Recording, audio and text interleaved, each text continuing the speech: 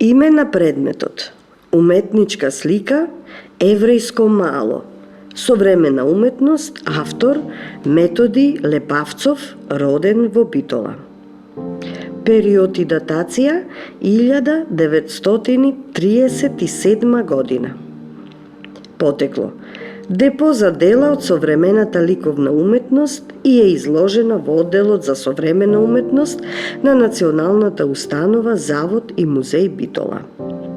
Материјал и техника: маслени бои на платно. Димензии: 94 на 72 сантиметри. Кратка приказна. На сликата е представена традиционална архитектура од Битола. Од левата и десната страна на сликата се насликани куќи на два спрата со дрвени балкони градени во стилот на традиционалната балканска старинска архитектура. Куќите се залепени една до друга и се со различни висини и големини. На средината, помеѓу нив, е пат, улица од калдерма, а на десната страна е насликан и подигнат тротоар.